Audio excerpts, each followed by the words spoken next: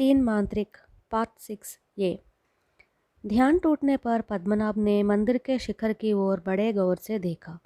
मंदिर के एक ओर महामाया के दोनों शिष्य खड़े थे। पद्मनाभ ने उन दोनों को हाथ के संकेत से बुलाया। उन दोनों ने निकट आकर पद्मपाद को झुककर प्रणाम किया। तुम दोनों ने मेरे आदेश का पालन किया है, इस पर मैं बहुत ही प्रसन्न हूँ। फिलहाल जहाँ जाना हो जा सकते हो, पद्मपाद ने कहा। महामाया के शिष्य आश्चर्य से एक दूसरे की ओर देखने लगे। महामांत्रिक, आपके आदेश का हमने पालन कर आपने जो सहायता मांगी थी उसे पूरी कर दी है। अब कृपया हम दोनों को मंत्र से मुक्त कर दीजिए, एक शिष्य ने साहस करके पूछा। इस पर पद्मपाद हंसते हुए बोले, जब तक मेरा काम पूरा नहीं होता तब तक तुम दोनों को मंत्र के प्रभाव से कैसे मुक्त कर सकता हूँ। मैं जानता हूँ तुम लोग साधारण पिशाचों में नहीं हो। जब तक तुम्हारे गुरु की समाधि से आवश्यक वस्तुओं का संग्रह नहीं कर लेता तब तक तुम्हारी मुक्ति का प्रश्न ही नहीं उठता। यह सुनते ही महामाया के शिष्यों के चेहरे पीले पड़ गए। वे दोनों पद्मपाद के चरणों में गिरकर बोले, महामांत्रिक, हम आपके दास हैं। जब से आपने हमें अपने मंत्र के वश में किया तब से हमें खाना नहीं मिला है, इसलिए हम बड़े दुर्बल हो गए हैं। इतना कहकर वे दोनों रोने लगे। इन्हें रोते देख पिंगल के मन में दया उमड़ गई। वह पद्मपाद को कुछ कहने ही जा रहा था कि बीच में पद्मपाद ने शिष्यों से कहा, मैं जानता हूँ कि तुम दोनों आज तक निराहार हो, लेकिन जैसे ही तुम मुक्त होगे तुम मेरा ही शिकार कर बैठोगे। आप जैसे महामांत्रिक का कोई बाल भी मांग नहीं कर सकता। यह कहकर वे दोनों बड़े दीन भाव से गिड़गिड़ाने लगे। इस पर पद्मपाद हंसते हुए पिंगल के हाथ से गदा लेकर बोले, मनुष्य को छोड़कर तुम लोग किसी भी प्राणी को मार कर खा सकते हो। बताओ किस प्रकार का रूप धारण करना पसंद करोगे।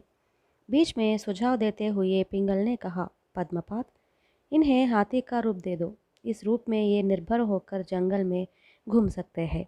हाथी का रूप? नहीं महामांत्रिक, एक स्वर में दोनों शिष्य चिल्ला उठे। हाथी के रूप में तो कंदमूल ही खाना पड़ेगा, मांस का भोजन नसीब नहीं होगा। शाकाहार तो हमारे शरीर के लिए विष के समान है। तब तो मैं तुम में से एक को सिंह का रूप देता हूँ। इतना कहते हुए पद्मपाद ने एक शिष्य के सिर पर गदा का प्रहार किया।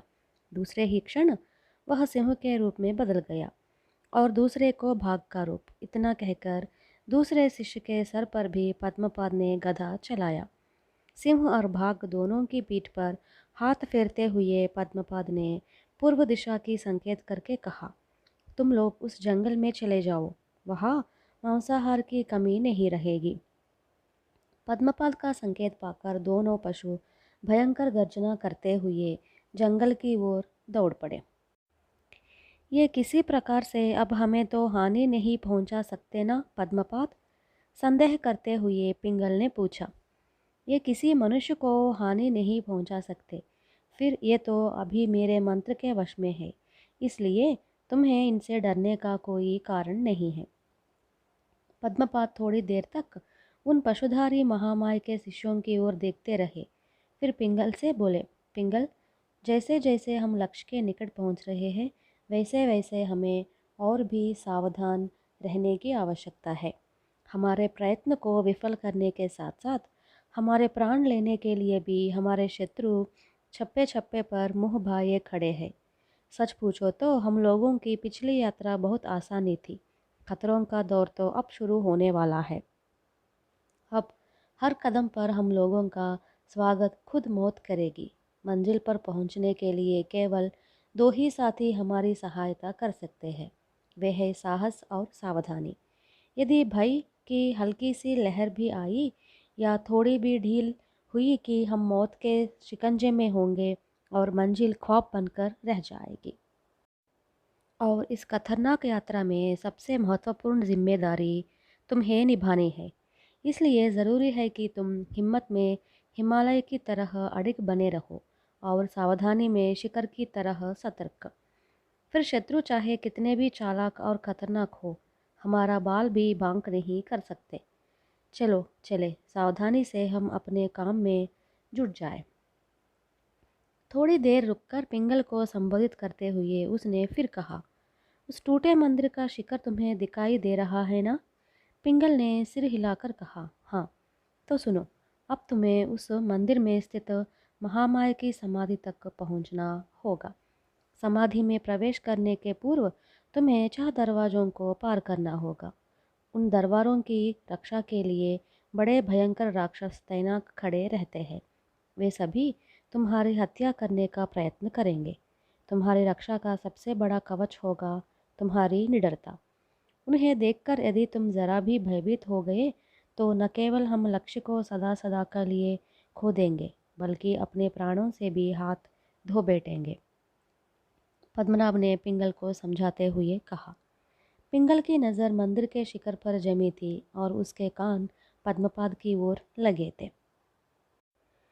पद्मपाद और पिंगल दोनों चलकर नदी के बीचों बीच स्थित मंदिर के निकट पहुंचे। मंदिर का पहला द्वार बहुत डरावना था। साल की लकड़ी से बने किवाड़ों पर भयंकर चेहरे बने हुए थे। दोनों किवाड़ों पर लगी 2 बड़ी बड़ी कीलों से लिपटा हुआ एक विशाल नाग फुफकार रहा था।